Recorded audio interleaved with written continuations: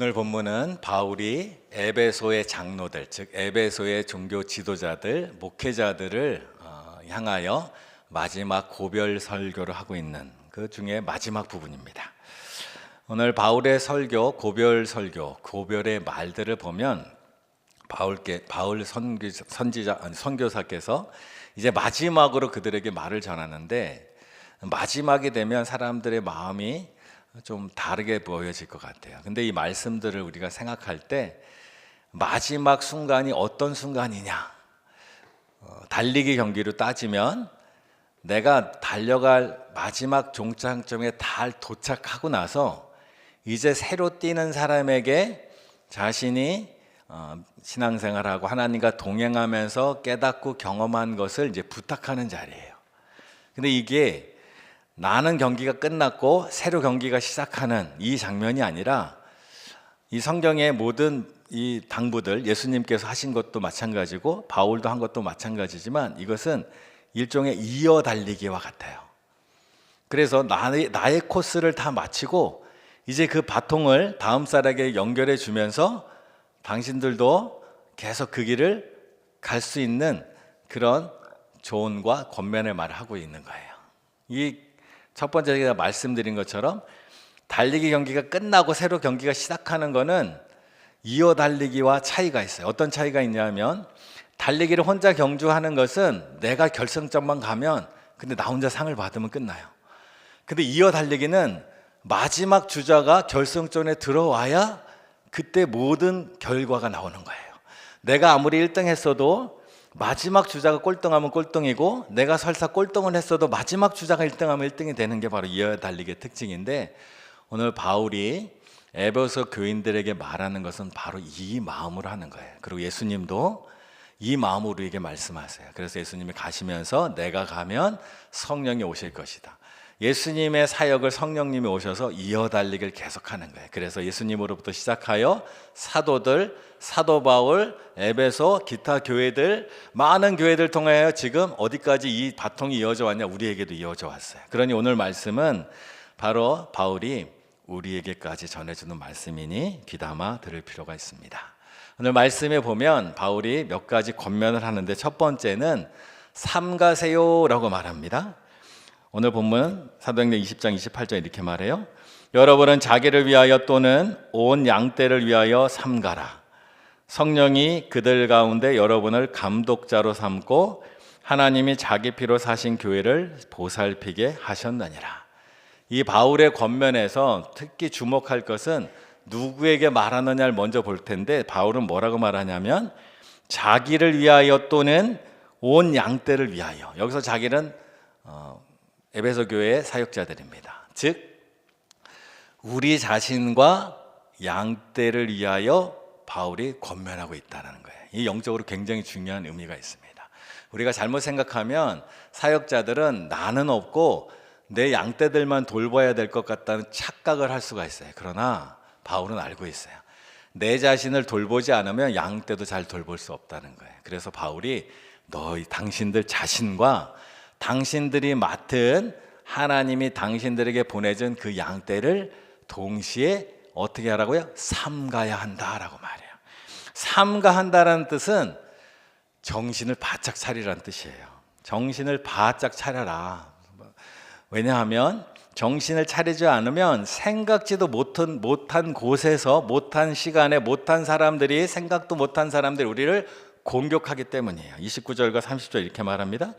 내가 떠난 후에 사나운 이리가 여러분에게 들어와서 그 양떼를 아끼지 아니하며, 또한 여러분 중에서도 제자들을 끌어 자기를 따르게 하려고 어그러진 말을 하는 사람들이 일어날 줄을 내가 아노라.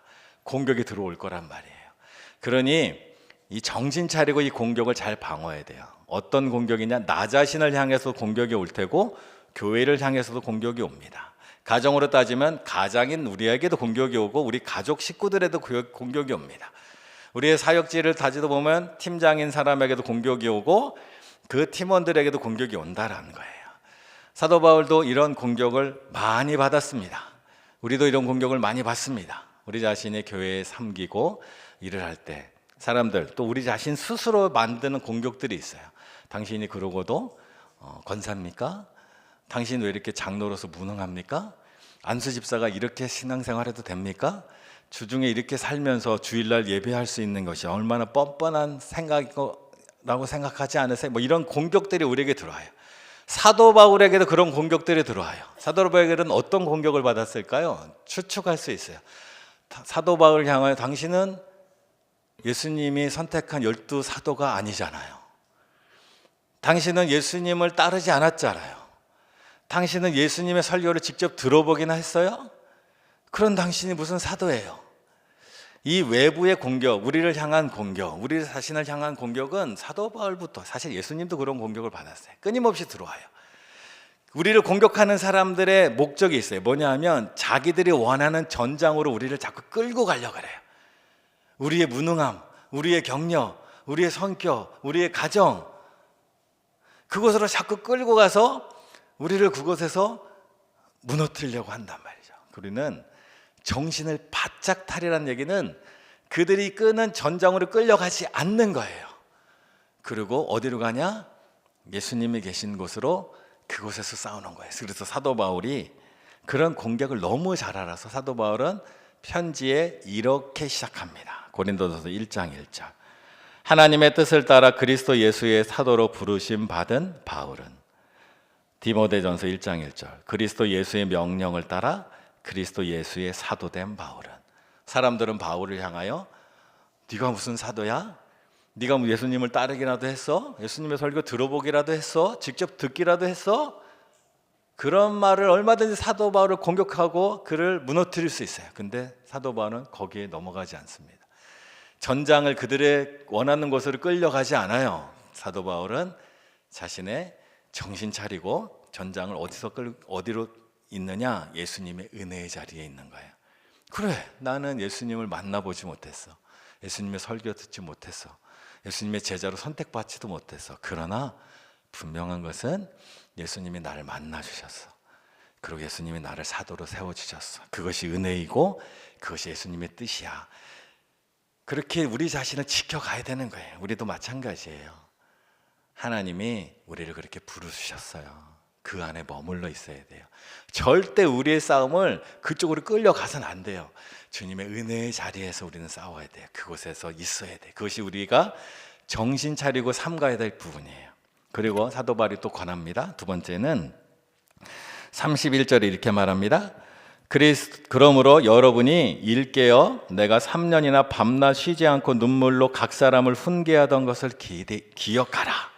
일 깨어 있으란 뜻이에요. 깨어 있어야 합니다. 근데 깨어 있어야 하는데 사도 바울 뭐라고 말하냐면, 무엇에 깨어 있어야 하냐면, 사도 바울이 눈물로 에베소 교회를 위하여 훈계하던 것, 가르치던 것, 목회하던 것을 기억하라라는 거예요. 깨어 있으라라는 뜻은 잠자지 말란 뜻이 아니에요. 깨어 있으라는 뜻은 항상 준비된 상태로 있어야 된다라는 의미가 있어요. 근데 우리가 어떻게 준비된 상태로 있을 수 있는가?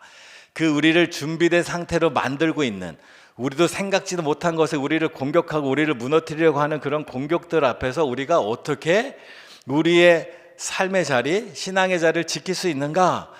그 힘이 어디서 나오는가 하면 눈물의 훈계를 기억하는 것, 즉 사랑의 기억에서 나온다는 거예요. 이것이 사도 바울이 깨달은 바예요.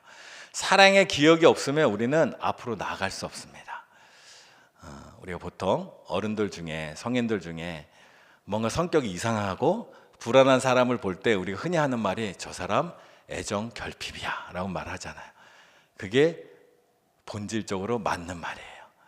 우리의 삶을 안정화시키는 가장 근본의 힘은 어디서 나오냐? 사랑에서 나와요.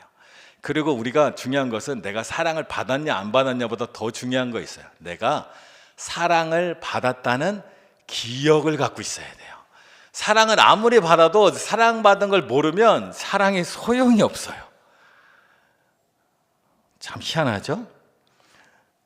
우리 대부분이 마음이 불안하고 힘들어요. 그리고 앞으로는 우리의 삶이 새로운 일들을 해야 되고 새로운 장으로 나아갈 때가 참 많아요. 그럴 때 사람들이 새로운 일을 할 때면 사람들이 그 새로운 일을 환영하지 않아요.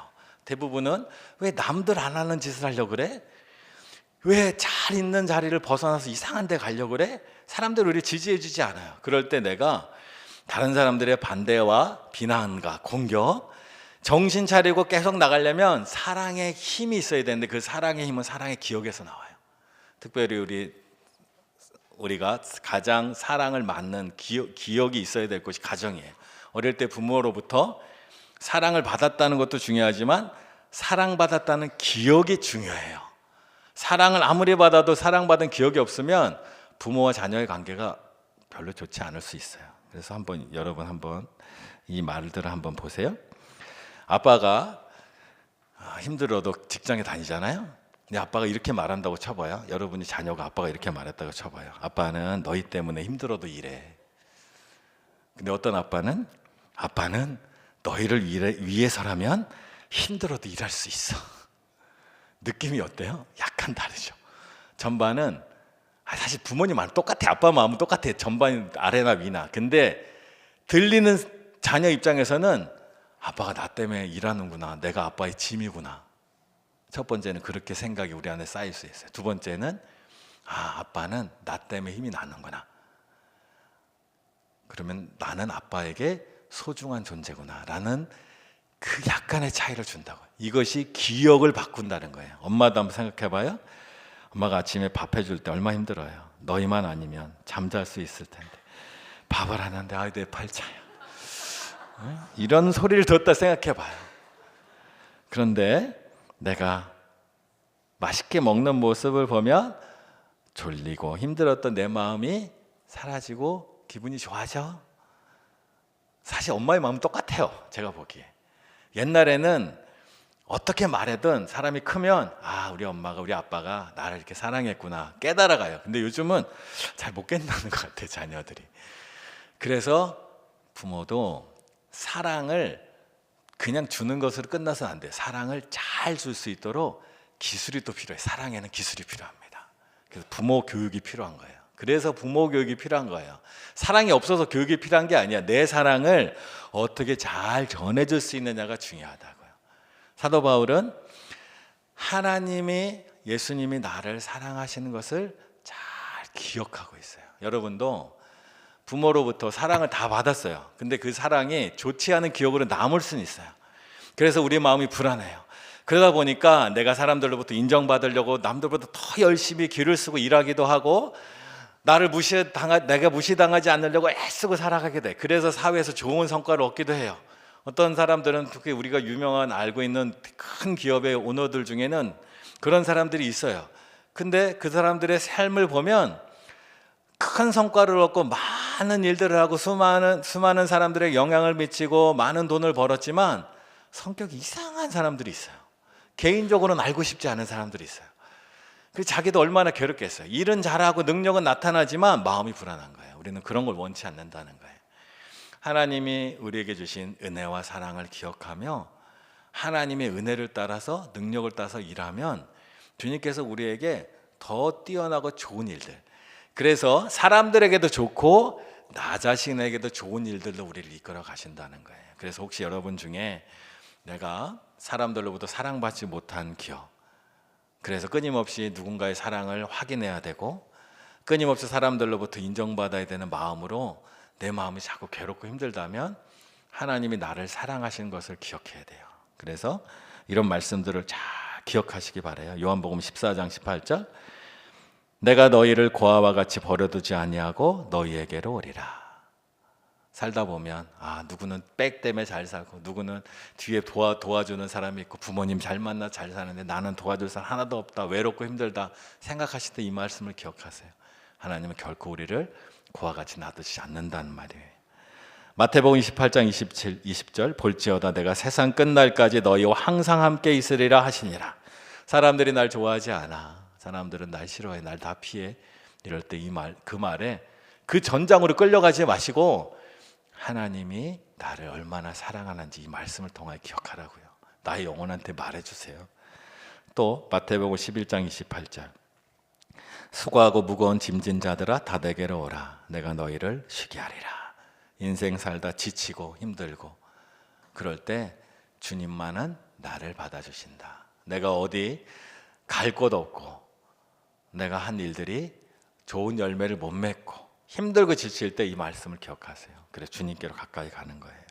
또 이사야 29장 15절에 16절 여인이 어찌 그 젖 먹는 자식을 잊겠으며 그들은 혹시 잊을지라도 나는 너를 잊지 아니할 것이라 내가 너를 내 손바닥에 새겼다라는 겁니다.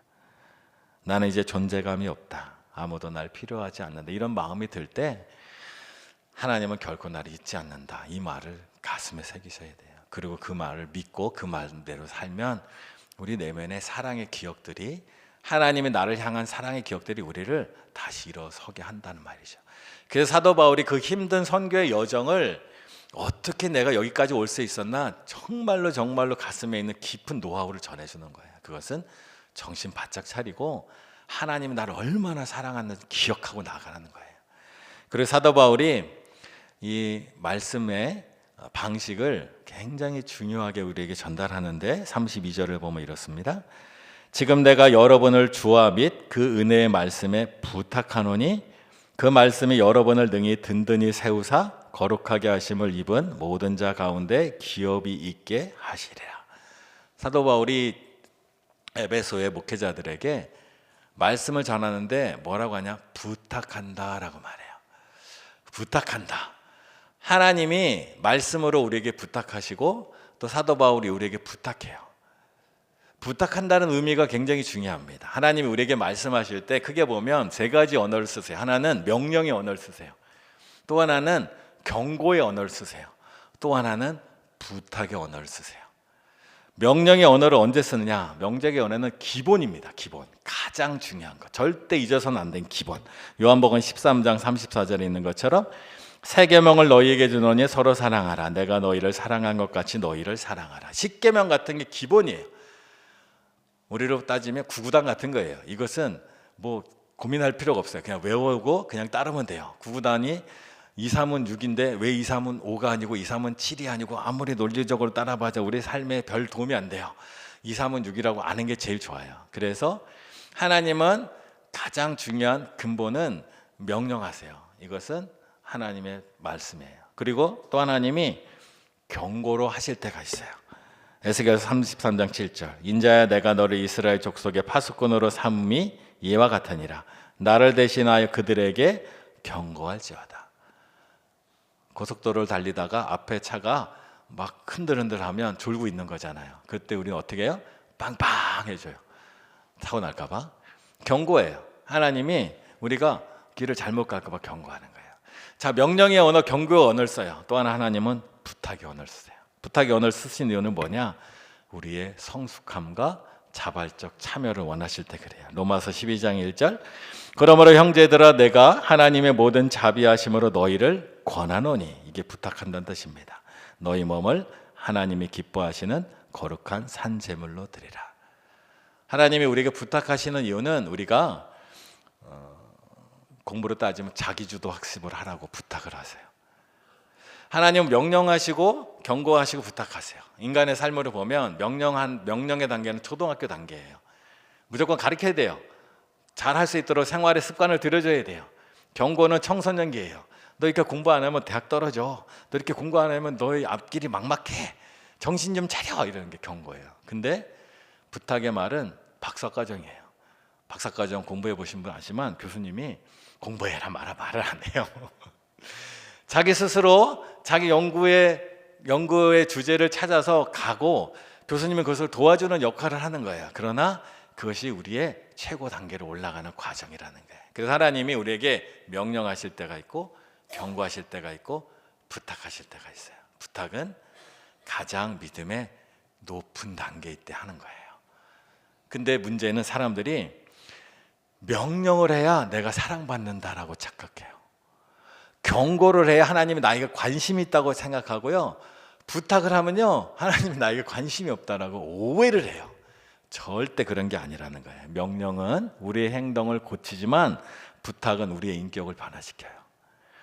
경고는 우리를 멈추게 하지만 부탁은 우리를 나아가게 한단 말이죠. 하나님은 그 단계로 우리를 이끌어 가길 원하는 거예요. 그래서 하나님은 때로는 우리의 삶에 이렇게 오시는 거예요. 그래서 제가 사실 교회 처음 왔을 때, 지금도 그렇지만 여러분들이 명령의 언어를 썼으면 좋겠다 이렇게 말하시는 분이 있어요. 이해해요. 저도 이 명령의 언어가 잘 되면 교회가 일사불란해요. 막 군대처럼 칙칙칙칙 움직여요. 그러면요, 그게 한계예요. 잘하지 못해요. 초등의 언어예요. 그 단계로 넘어가야 돼요. 그리고 제가 봤을 때 우리 교회 성도님들은 이미 그 단계를 넘어선 분들이 상당히 많이 있었어요, 이미. 근데 단지 그 단계를 넘어가서 어떻게 할지 잘 몰랐던 분들이 많아요. 지금 보면 우리 교회 성도님들이 명령의 언어보다, 경고의 언어보다 부탁의 언어에 훨씬 더 잘 반응하시는 분이 많아요. 그래서 여러분들이 교회가 움직일 때 각각 그 자리에서 이 자발적이고 성실하게 자기 일들을 잘 해나가세요. 장로님들도 그렇고요, 우리 구역장님들 그렇고, 팀장님들 그렇고요, 찬양대도 그렇고, 모든 찬양 모든 부분들이 상당히 그런 부분이 많아요. 그래서 교회가 더 성숙해 갈 수 있는 거라는 말입니다. 사도 바울이 이렇게 에베소 교인들에게, 성도들에게, 또 사역자들에게 부탁의 말을 쓰는 것은 자발성이라는 거예요. 근데 항상 이 말씀은 자기 자신과 양떼를 향해 하는 말이에요. 사도 바울이 그렇게 살았어요. 자기가 명령에 급급해서 하나님 시키는 일만 하고 하나님의 경고하시면 멈추고 하던 삶이 아니라, 하나님 안에서 하나님의 뜻을 이루기 위하여 어떻게 하면 하나님의 뜻을 이뤄갈까, 하나님 앞에 기도하면서 주도적으로 자기의 삶을 해온 거예요. 그래서 33절에 이렇게 고백해요. 내가 아무의 은과 금이나 의복을 탐하지 아니하였고. 이전까지 많은 사역자들이 은과 금을 탐하는 이들이 있었고, 또 은과 금을 받음으로 일한 사람들이 많아요. 그것이 일종의 관례였어요. 근데 사도 바울은 그 관례를 깨고 새로운 사역의 방향으로 나갔어요. 이것이 바로 부탁의 언어를 쓸 수 있는 사람이 하는 거예요. 35절 또 이렇게 말해요. 범사에 여러분에게 모범을 보여준 바와 같이 수고하여 약한 사람들을 돕고, 또 주 예수께서 친히 말씀하신 바 주는 것이 받는 것보다 복이 있다 하심을 기억하여야 할지니라. 이게 바로 부탁의 언어를 쓰는 사람들의 삶의 모습이라는 거예요. 생각해 보세요. 여러분이 돈을 최고 수준으로 벌었다. 얼마나 기분이 좋겠어요? 기분이 안 좋은 사람들이 있으려나? 전 좋을 것 같은데, 돈 벌 일이 없어서 그렇지. 여러분이 공부를 최고 수준으로 했어요. 박사 플러스 내가 낸 박사 논문이 학계를 바꾸는 일을 했다. 기분이 얼마나 좋겠어요. 여러분이 내가 가진 직장이나 내가 가진 기술이 국내 최고, 아니 세계 최고 수준으로 올라갔다. 기분이 얼마나 좋겠어요. 여러분이 취미 생활도 최고 수준으로 가면 기분이 좋아요. 골프를 치든 당구를 치든 뭐 러닝을 하든 수영을 하든 최고 수준에 가면 기분이 좋아요. 근데 우리들 대부분은 그런 것에 최고 수준에 가기가 어려워요. 그런데 하나님은 신앙에도 우리가 최고 수준으로 올라갈 길을 열어주신 거예요. 그게 바로 부탁의 언어라는 거예요. 주님께서 우리에게 그것을 원하시는 거예요. 세계적으로 유명한 스포츠 스타들을 보면 우리나라에도 많이 있었죠. 뭐 차범근 씨로부터 시작해서 지금 뭐 축구의 손흥민, 또 골프의 최경주, 박세리, 뭐 수영의 박태환, 이런 선수들, 야구의 뭐 이승엽, 이런 선수들의 인터뷰를 보면 동료들이 인터뷰할 때 대부분 그 성공한 스포츠 스타들을 향해서 동료들이 뭐라고 하냐면, 저 사람은 연습벌레라 하는 말을 참 많이 해요. 연습벌레란 말은 뭐냐? 함께 훈련할 때도 훈련하는데 개인 시간이 주었을 때도 스스로 자발적으로 훈련을 하기 때문에 연습벌레라는 거예요. 똑같이 연습 시간에 연습하고 똑같이 퇴근할 때 퇴근하면 그런 별명 절대 붙여지지 않아요. 남들이 안 할 때도 하는 거예요. 자발적으로 하는 거예요. 공부도요, 여러분들이 우리가 왜 공부를 못했는지 아세요? 자발적으로 학교 숙제만 끝나면 나 공부 끝 했기 때문에 딱 그 수준이란 말이죠. 이해하시죠? 그렇다고 또 자녀들 닥달하지 마시고 사랑의 언어를 써야 됩니다. 주님은 우리로 하여금 자발적으로 일을 할 수 있는 기회를 주세요. 하나님이 나를 강제하지 않으셔서, 하나님이 나를 압박하지 않으셔서 나에게 관심이 없는 게 아니에요. 하나님은 하나님과의 교제 가운데 기도하면서 스스로 그것을 찾기 원해요. 그래서 내 삶에 어려움이 올 수 있어요. 신앙생활이 초반에는 하나님께 기도할 때 잘 들어주시고, 또 하나님이 나에게 뭔가 내가 잘못하면 바로 뭔가 혼내주셔서 내가 정신 바짝 차리고 바로 올 수 있었는데, 어느 순간부터 내가 설렁설렁해도 별 말씀도 없으시고 잘못 가는 것 같은데도 경고도 안 하시고 날 그냥 놔두신 것 같아요. 그게 바로 하나님이 나를 향하여 지금 부탁의 언어를 쓰고 계신 거예요. 근데 하나님께서 나에게 쓰시는 그 부탁의 언어 때 내가 더 하나님을 붙들고 기도하고 하나님의 뜻을 찾아내면 이제까지 아무도 가보지 못한 길로 내가 나아가는 거예요. 이제까지 내가 할 수 없는 길로 나아가는 거예요. 하나님 우리를 그렇게 인도하길 원하세요. 갈라디아서 4장 6절에서 7절, 내가 이후로는 종이 아니요 아들이니 아들이면 하나님으로 말미암아 유업을 받을지니라. 더 이상 종이 아니라는 거예요. 종은 명령의 언어, 경고의 언어를 받는 게 종이에요. 근데 하나님 우리에게 부탁의 언어를 써요. 왜? 우리를 아들로 여기시니까, 우리를 딸로 여기시니까. 그리고 하나님 원하시는 모습은 에레미야 31장 33절과 34절 이렇게 말합니다. 내가 나의 법을 그들의 속에 두며 그들의 마음에 기록하여 그들이 다시는 각 이웃과 형제를 가르쳐 이르기를 너는 여호와를 알라 하지 아니하리니 이는 작은 자라부터 큰 자까지 다 나를 알기 때문이라. 더 이상 누구의 명령의 언어가 필요 없다는 거예요. 왜냐하면 우리의 심령에 이미 하나님의 말씀을 충만해 있는 거예요. 각자 그 말씀을 따라서 자발적으로, 그리고 성령의 인도하심 안에 나가는 거예요. 그래서 에베소 교인들이요, 에베소의 성도들이요, 사도 바울이 이렇게 걸어왔는데 내가 이렇게 걸어온 거 보면서 나처럼 똑같이 따라하려고 애쓰지 마시오. 당신들 안에 하나님이 이미 있으니 정신을 바짝 차리고 당신들이 공격하는 것을 그 전장으로 끌려가지 말고 하나님의 사랑 위에서 성령이 여러분에게 인도하는 대로, 사도 바울은 사도 바울이니까 이렇게 썼을 것이고 여러분은 여러분이기 때문에 그렇게 쓸 터이니 그 성령의 인도하심을 따라 가십시오. 이것이 얼마나 어떤 면에서는 굉장히 어렵고 황당하고 힘들어요. 그러나 주님은 우리를 신뢰해서 우리 각자의 심령에 말씀을 주시고 그 말씀을 따라 하나님 앞에 나아가도록 우리를 인도하시는 거예요. 그 단계로 나아가야 우리의 신앙이 이렇게 주님이 원하시는 만큼 갈 수 있는 거예요. 누구의 말을 잘 듣고 누구의 경고에 반응하는 것 좋은 일이에요. 중요한 일이에요. 그러나 그건 넘어서 누가 말하지 않더라도, 누가 경고하지 않더라도 하나님 말씀 안에서 이 길을 가는 거예요. 우리는 신앙에 이제 박사과정을 넘어가야 된다는 거예요. 쉽지도 않지만, 그러나 쉽지 않고 어렵기 때문에 더 큰 열매가 있다는 거, 힘들고 어렵기 때문에 더 큰 보람이 있다는 거, 그리고 그렇기 때문에 하나님이 우리를 더 기뻐하시고 그곳으로 우리를 이끌어가기를 원하신다라는 거예요. 그래서 우리의 삶 속에 하나님이 말씀하시는 것을 듣고 함께 협력하여 나가는 거예요. 또 이제 나 박사과정이니까 아무도 나한테 아무 말 하지 마, 이렇게 가지면 안 되고 협력해서 아름답게 세워져 가는 거예요. 우리 그런 마음으로 주님 앞에 다시 일어서는, 다시 나아가는 우리가 되기를 간절히 축원합니다. 우리 일어나서 함께 찬양하겠습니다. 다시 일어나 함께 찬양합니다.